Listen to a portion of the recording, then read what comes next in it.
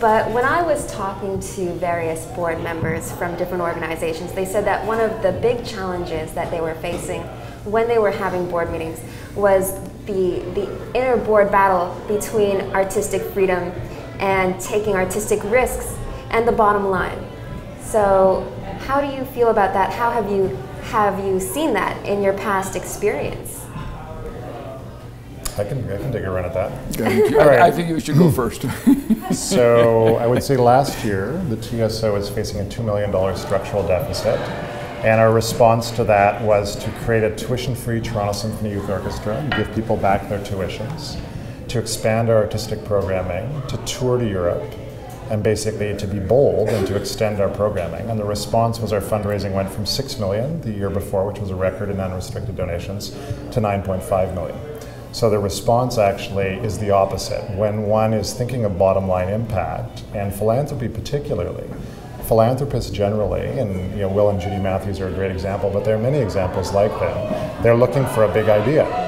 What they're not looking for is, well, we're going to try to do the same thing we did last year and make it slightly better. That's not something that really lights somebody up. So I've actually found it to be the opposite. The more small-minded, contraction-oriented we are, the worse we do from a philanthropic perspective, the more our institution shrinks in terms of its impact.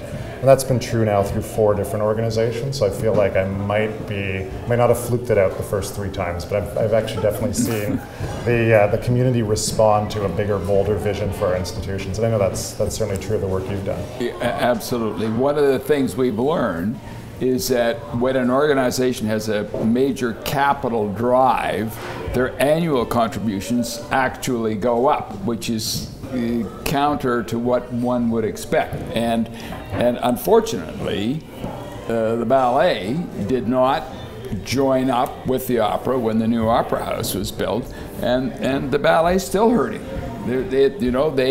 When it comes time to set the program and set the dates and who gets what date, guess who gets first choice? The owner of the building.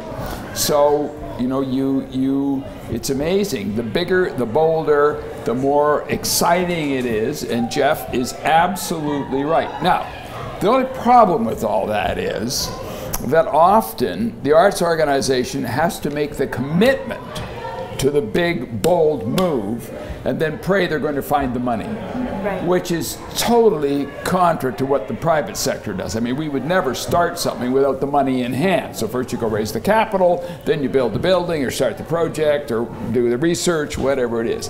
So I will say with Artscape, I actually, it doesn't matter which one of our projects, but one of our projects, I actually had sleepless nights. I wondered how one went through some sort of capital reorganization, liability for the board, but lo and behold, an angel appeared with a big fat check, and we worked our way through one more time.